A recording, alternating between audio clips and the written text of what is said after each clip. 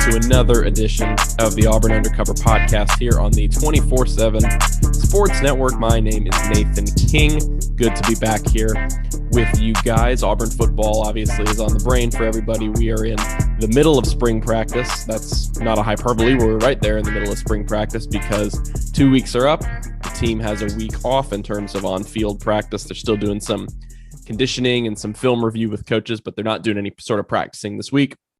And then 2 more weeks, and they will wrap things up with the A-Day spring game on April 17th. So a bit of a break here for them. Brian Harsin wanted to give the team something that resembled a spring break because Auburn University is not observing spring break this year. Instead, they're giving students the wellness days so that they can, I'm not a student anymore, but I think that's kind of to mitigate the spread, I guess, of sending kids home and bringing them back to campus. Anyway, regardless, Brian Harsin thought it would be good for this team to get an actual spring break, an actual week, sort of a staycation, I think is kind of what he called it, of everybody staying on campus. Obviously, again, they're still conditioning. There's still sort of light workouts for everybody to stay sharp, but giving them a little bit of a break here in the middle. That's something he's done in the past at his past programs.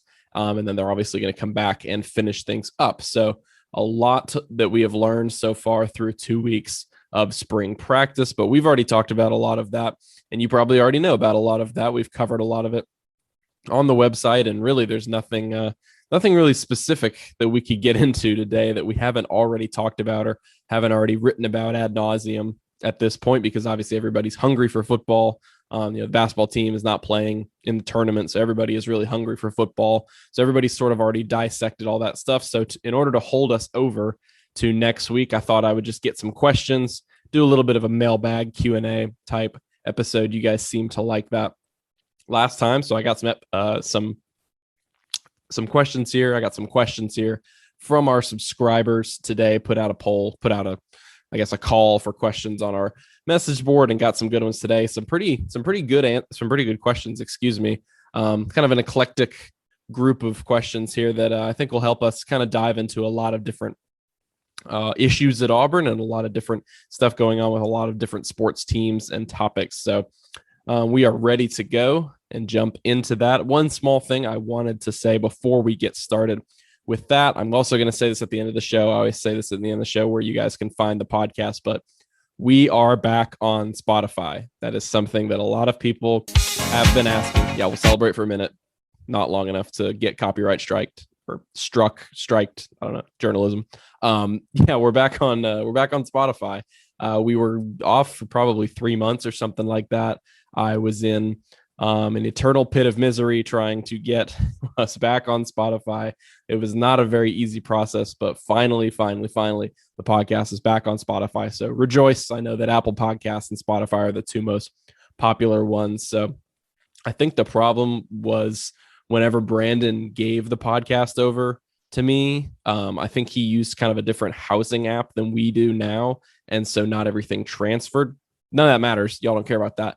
But I'm saying that in order to transition and say that if there's anywhere else that you like to listen to podcasts and you have figured out that this show is not appearing there for some reason, I don't know where else it would be. I only listen on Apple Podcasts, to be honest. I haven't looked. There's a million different podcasting places that people listen to their stuff. If there's a place that you listen to it and you like listening to podcasts on there and this show is not showing up on there, please message me. Please let me know. It seems like I have the process sort of figured out, and I will be able to get it resolved there as well, just like I did on Spotify. So rejoice. We're back on Spotify. Yay. Great work, everybody. Hope everybody's happy with that. So anyway, let's jump right into the questions. Got my a little bit of a glass of water here because I talk way too fast, and I've got my puppy camera set up so that my dog doesn't pee everywhere in the house while I am too busy answering questions. So let's jump right in.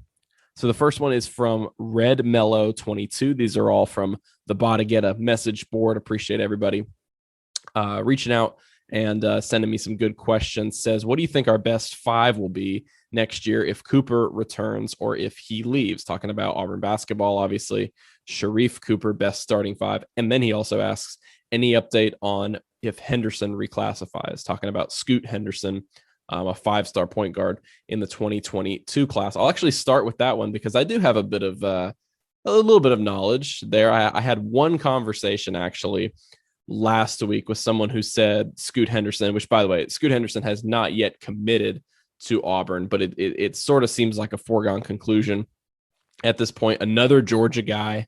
Obviously, Bruce Pearl has recruited the heck out of Georgia. A 5-star out of Kell High School in Marietta. One of the best players in that class. He's the number 3 point guard in the country, a top 15 player nationally. Just looking at his list here, I mean, it really seems like Auburn has all the momentum here. Auburn has 100% of the crystal balls, but what a lot of people have been hypothesizing over, and I guess a lot of Auburn fans have been hoping would be the case, is that Scoot Henderson is able to reclassify and come next season if Sharife Cooper is not able to return or, obviously decides to go pro and decides to go to the NBA. Auburn getting another really good point guard, another 5-star point guard in there. So basically, I had a conversation last week, a brief conversation with someone who said that, quote, Scoot is what a lot of people call him reclassifying is, quote, still on the table. Still a little bit of the operative word there, seeming like it has sort of always been something that has been discussed within the program and within, again, obviously he hasn't committed yet. So, this is all very beating around the bush for this sort of process. Whether he's a silent commit to Auburn or not, that, nobody's going to know until it comes out later. But this, at least for if you're an Auburn fan, it gives you optimism that these conversations are happening, and that's a little bit of a possibility. So I think, from everything I've heard, which again, this is the most recent thing, and it's what little I know of the situation, not covering recruiting, but it does seem like a possibility. It does seem like something that could happen for the 2021-2022 season. Obviously, if he were to just come normally, Scoot Henderson wouldn't come until the 2022 season.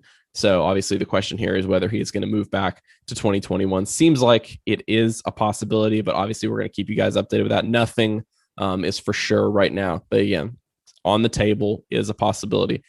Your first question was, what do you think the best starting 5 is for Auburn next season? What if Sharife leaves or if he returns?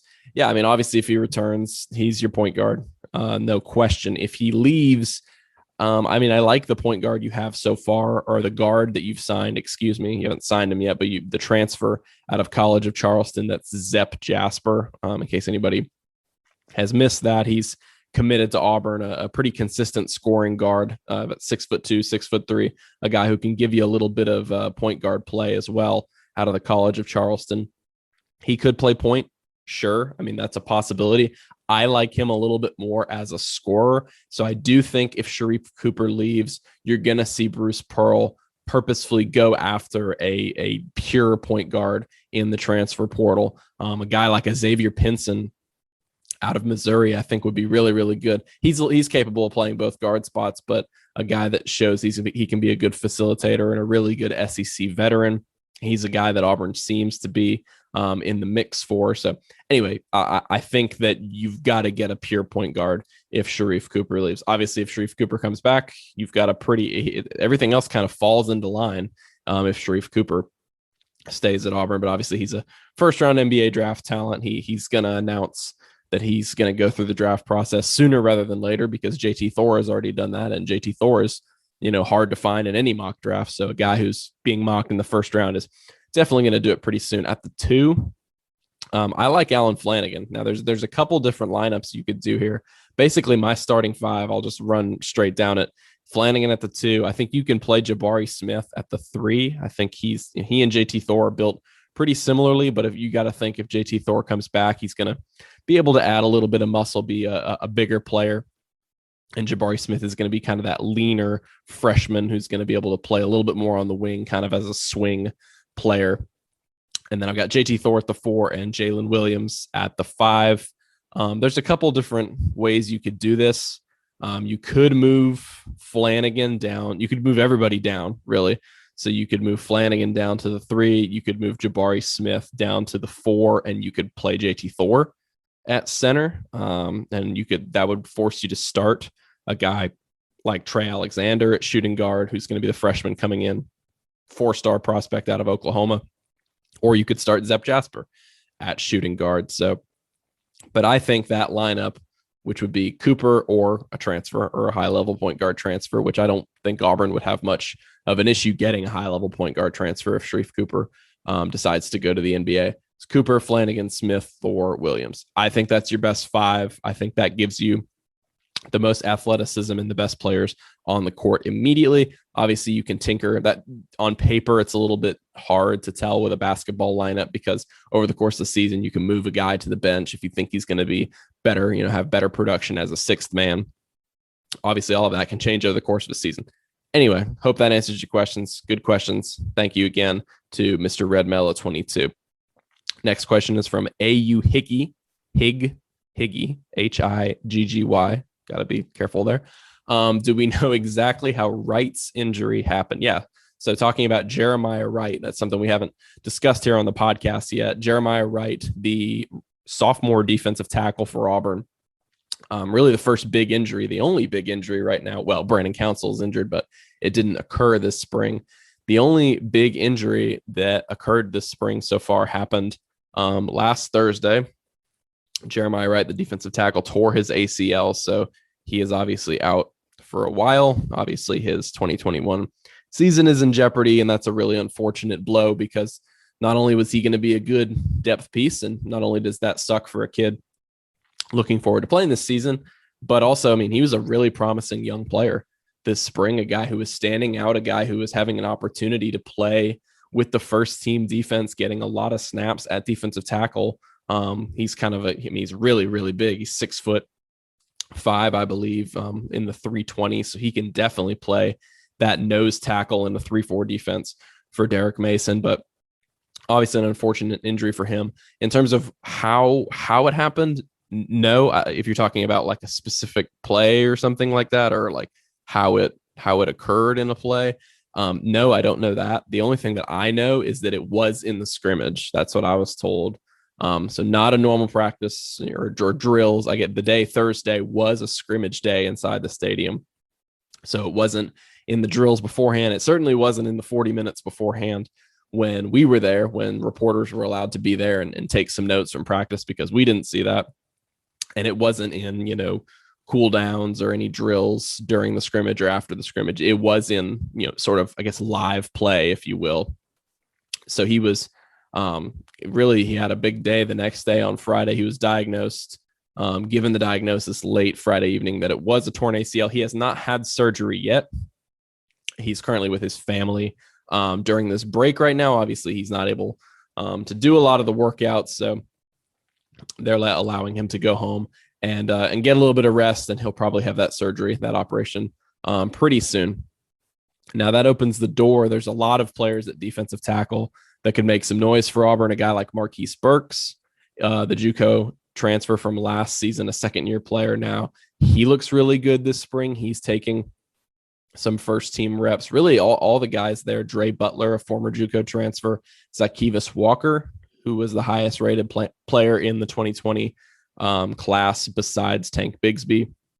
He sort of came on at the end of last season, and he looks like a really talented player as well. So you're going to see them start to fill in there. Luckily for Derek Mason, he's got a lot of versatility. That's kind of been the name of the game for him so far with this front seven. So much so, he said he's like a kid in a candy shop because of all the versatility and all the different ways he can use all these weapons that Auburn has, not only on the front seven, but all over this defense. So unfortunate injury for Jeremiah Wright. Hopefully the surgery goes well. Hopefully that process goes well for him, and he's back on the field very soon. Next question is from L Webb. Thank you for that question, by the way. Next question is from L Webb 4087. Do you think the coaching staff will stick with Nick Brahms at center, or will they look in the transfer portal? Brahms at center. Yeah. Something that someone who would know said to me at the open practice, this was a couple Saturdays ago, the open practice inside the stadium. He looked at the guys practicing the first team offensive line and said, these guys will not be the 5 at the start of the season for Auburn.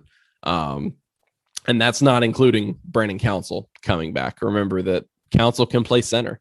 That's something he played at Akron. He played it last fall camp, actually, when Nick Brahms was out with COVID for a little bit. So, yeah, Brahms has taken his lumps. He's certainly a guy that takes some criticism from Auburn fans. I do believe they'll go after a tackle in the portal before they go after a center. But it's very, very possible again, this coaching staff, we talked about it on here before, this coaching staff, especially on the offensive line, returning starts is one thing, but whether those starts were productive and whether the new coaching staff views them as being productive is another. They're going to have a clean slate. Everybody on this offensive line has a clean slate, for better or for worse. So no, I don't believe Nick Brahms' job is 100% safe, but we're going to learn a lot more about that.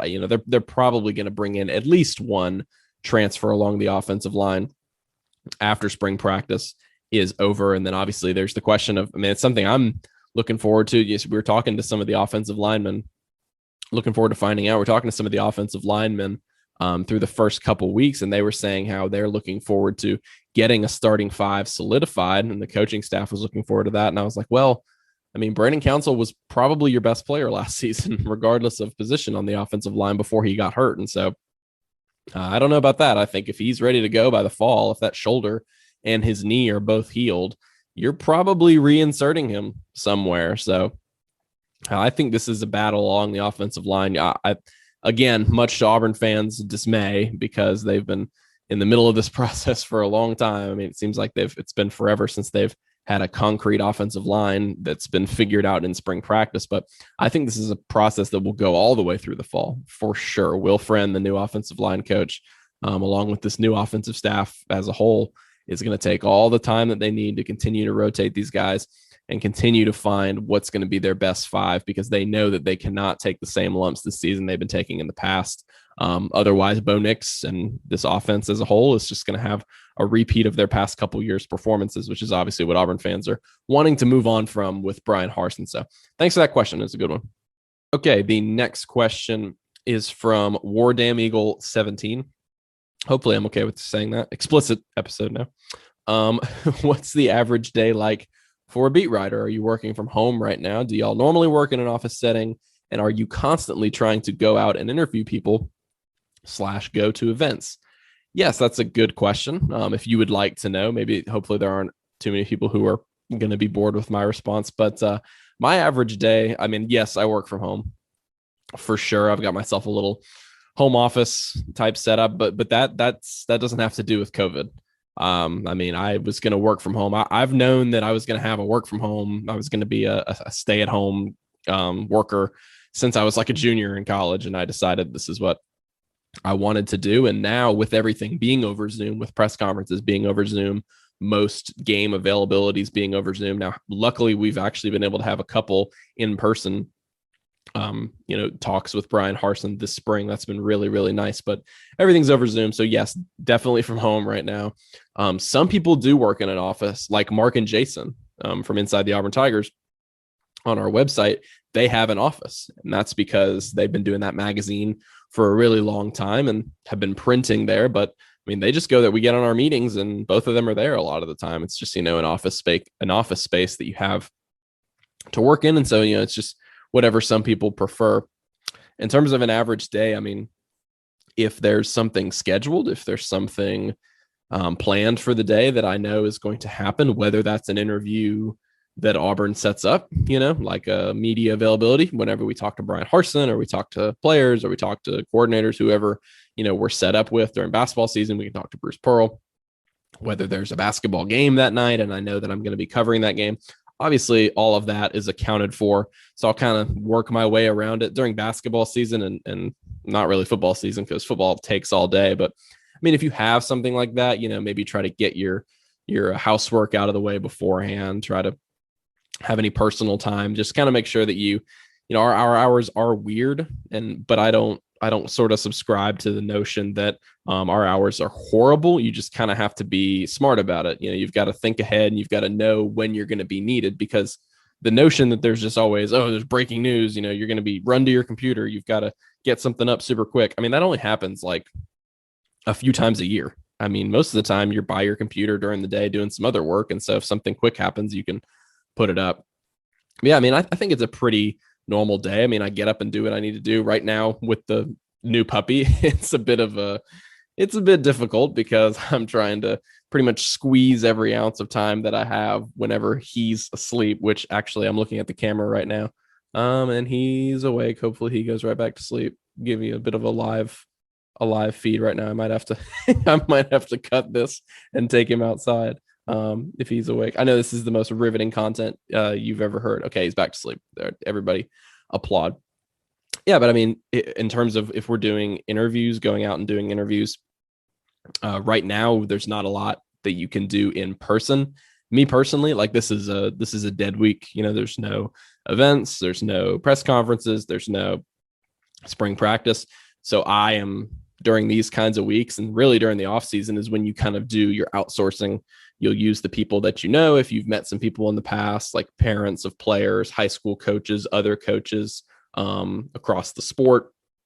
Getting to talk to those people because you're not talking to somebody from Auburn can be really helpful. Like I'm recording this on Monday, but when it posts on Tuesday morning, I'm going to have a story later in the day on JJ Pegues and whether he's playing defense this spring. So look out for that. And I talked to his dad because we haven't talked to JJ Pegues yet. So I wanted to know that. And so I talked to his dad, who I know. So yeah, just stuff like that. I mean, you're just figuring out what you want to do all day long and make good use of your time. It's certainly a job where you can waste time. You can definitely sit here and do absolutely nothing all day. And sometimes, I mean, that's okay because you have really busy weekends sometimes. And so sometimes you'll make up for it and give yourself a couple of days off during the week. So hope that answers your question.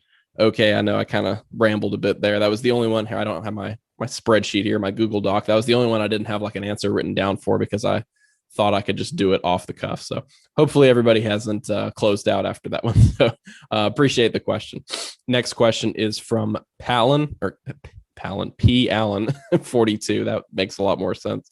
Kind of similar to what we're talking about, do you think Council could potentially take over the guard spot when he comes back, or the center spot, excuse me? And do you think we get a transfer offensive tackle? The coaches might move Ham to guard. Yeah, so we'll skim over that first part because I already talked about it a little bit, but yes, definitely. I mean, Brandon Council 100% can play center.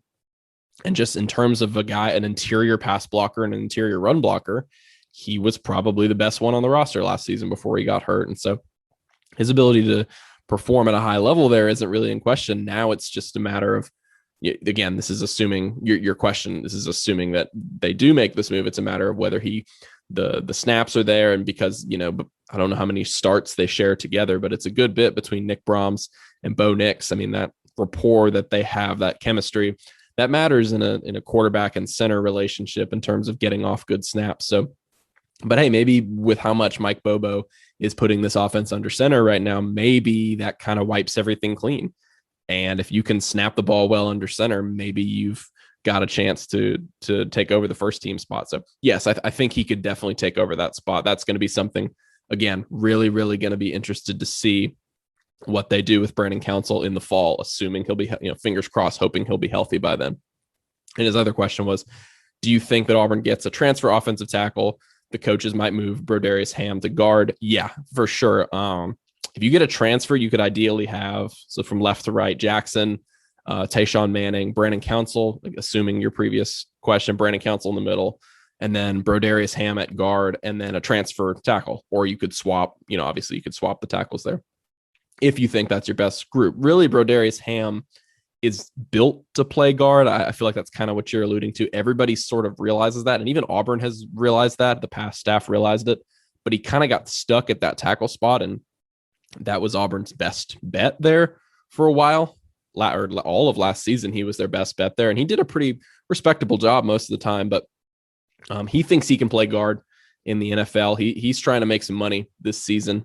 He's trying to get himself out there and be an NFL prospect in the future, and he's got to do it this season. So I think that would be a good fit for him. Obviously, you could move around the offensive line like we were talking about. Will Friend didn't really move guys around much the first 2 weeks.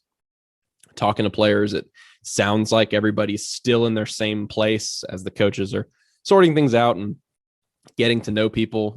They're likely going to see more of that. You're going to see more of the moving and shuffling once we get back from that break, because this break, the sole purpose of this break, not the sole purpose, but for the coaches, it's evaluation. It's breaking down film, because that they would be the first ones to tell you they don't know these guys very well. They don't know these players super well. They got to know their personalities in winter workouts and how many weights they could lift, but they don't know about their play styles. So they figured that out through the first 2 weeks of camp, and now they can spend this entire week going back on the film, evaluating guys and kind of moving some pecking orders around. So I wouldn't be surprised to see some things get shuffled when we return for these last couple weeks. So appreciate that question. We're going to get to a quick break so that we can have one. I know I've been rambling on for a little bit. We'll get to the rest of the questions. Got a few more good ones on the other side of this break. You're listening to the Auburn Undercover podcast.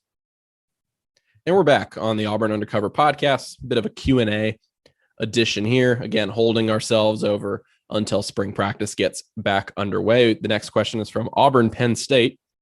It's a pretty fun name. It's going to be pretty topical next season. Let's flip to the other side of the state. Excuse me. Do you know of any Alabama basketball players that may leave and what their team may look like next year? I am curious what their team may look like compared to ours. Thanks. Yeah, so obviously Alabama, people have been talking a lot about Alabama basketball because obviously Auburn fans are very excited that Alabama lost to UCLA in the Sweet 16. Both my parents actually are Alabama grads, so I have been talking extensively. They're kind of like a lot of Auburn fans did, and don't act like you didn't. I'm sure a lot didn't, but a lot of Auburn fans got into Auburn basketball when they started getting better. And so my parents over the past couple years, I told them Nate Oates was going to be a great hire, and so they've started been paying attention a little bit more. So I've actually been talking a good bit of Alabama basketball with them. I don't cover Alabama, so I won't spend too long on it, but it is a good point by you that you got to look at how these teams stack up, because I think Oates versus Pearl, with the way that Nate Oates has their program set up, obviously Auburn is set up to where anything shy of an NCAA tournament appearance is probably a disappointment. Alabama's the same way. This is going to be a great fight in the state of Alabama over the next foreseeable future, and that's really, really exciting for college basketball fans. So their roster next season, in terms of their roster makeup, well, they do have J.D. Davison, who is an in-state kid, a 5-star guard, whom Auburn chased after. Bruce Pearl really wanted him, ended up committing to Alabama. They have a couple other 4-stars coming in, one of whom is a JUCO transfer. And then Oates should bring in like 1 or 2 good transfers. Most SEC programs nowadays, they bring in a couple good transfers every cycle. On the surface, for me, losing John Petty and Herb Jones is really big. I mean, obviously you lose the SEC Player of the Year. I saw some Alabama fans talking about how losing Herbert Jones is actually an upgrade because of his offense not being that great. I think that is just a smoking take. I mean, I don't know how you lose the SEC Player of the Year and get better. And then John Petty was just so good for so long. I know he was inconsistent sometimes, but anytime you had a volume 3-point shooter like that, I mean, I know Auburn fans were super scared of him every time they played. And then Bruner is gone too in the front court, but I think Javon Quinterly looked really good. He looked like their best player sometimes this season, getting Primo back. Let's see, Keon Ellis plus Davison. That foursome in the backcourt is really, really good, actually. They'll probably, in terms of where their roster is, not going to do like a whole deep dive into it, but just for me, they look like they'll probably be picked higher than Auburn in the SEC, even if Sharif comes back. I mean, maybe that's kind of just because, I mean, the defending champions of the conference and, the veteran presence proved to be a big thing for them last year. And everybody's going to know those pieces that they have coming back, Keon Ellis and Primo and Quinterly. People are going to know them and know their names. And that matters a little bit in terms of the preseason. But they'll still have a lot to prove. It's still going to be an uphill battle for them to the Sweet 16 it's not easy to get there. It's certainly not easy to get to the Elite Eight and the Final Four. So, but the Sweet 16, not an easy run for them. They had a great season. They'll have a lot to prove, but my thoughts are that they're going to be a trendy NCAA tournament pick. Again, I can't imagine that they are not going to be, expected to make the NCAA tournament because they'll have a ton of talent and good coaching, just like Auburn should next season. So next question. Thank you for that question. Next question is from my guy, Charlie 5. Hello, Charlie 5. He says, do you love Ty Edwards like me? And why is the answer yes? My guy, Charlie Five. Sure. I like him. He looks great. Talking about the JUCO running back prospect. He's a big, tall guy, like what is he, 6'2"? Yeah. Got him at 6'2" here, like 220. Yeah, I was watching his film. I'll have you know, I went and watched his film, the huddle highlights, but that counts because of your question. Yeah, I mean, he's the Harold Joyner type runner, which I think a lot of Auburn fans sort of fantasize over what Harold Joyner could have been. You just look at that type of athlete. Yeah, I mean, he could be a great piece for that room. I know that Auburn was high on him. They were on him out of high school. I don't even remember if I covered the team at that time, but I remember Keith reporting on him back in 2017, 2018. And now he's a junior college kind of target for them. So yes, sure. If he's your guy, Charlie Five, if you love Ty Edwards, then yes, I also love Ty Edwards as well. That is my final answer. If he commits to Auburn, I will be all aboard the Ty Edwards hype train. Me and you will sort of be co-conductors, I guess. Thank you for the question, Charlie Five. M5 guy. That just sort of forewarning. I won't be answering this question. He says, if you're taking baseball and softball questions, how do we end our hitting woes? And the only reason I bring that up is because, just being completely honest, I was gonna look over a ton of stats and stuff and read over all of the. Just to be honest, I haven't watched much Auburn baseball and softball this year. I've caught a handful of games. I'm not going to sit here and lie to you and say that I know why their hitting isn't that great and why Auburn baseball is 0-6 and why Auburn softball isn't that hot. I would, however, encourage you, please, if you need to know anything about Auburn softball, read Philip on our website. If you need to know anything about Auburn baseball, read Jason. Those two guys know everything that they're talking about with those two diamond sports.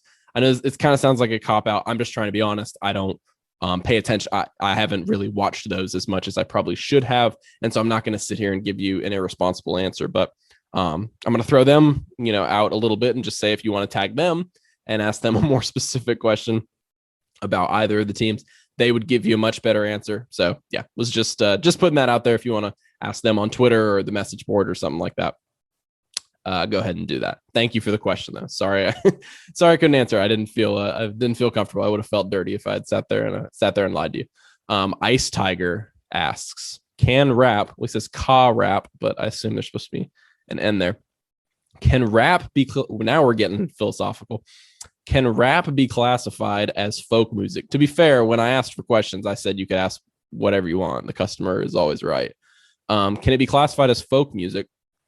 Why or why not? And he gives a little note here. It says he fully falls into the non-sports stuff category and the customer's always right. Yes, it definitely does. Thank you for the question, Ice Tiger. So I'm going to read this straight off of Google. Folk music is the music going to get copyright striked twice in one podcast.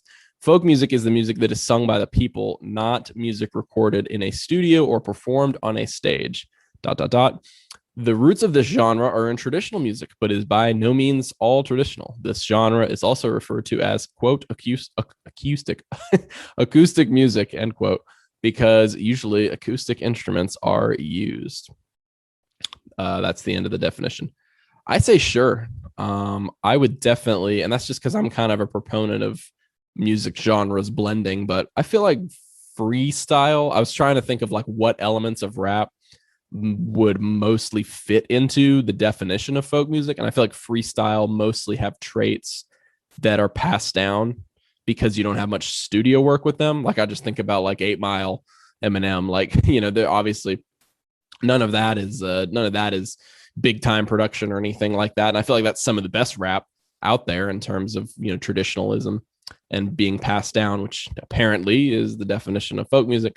So yes, final answer.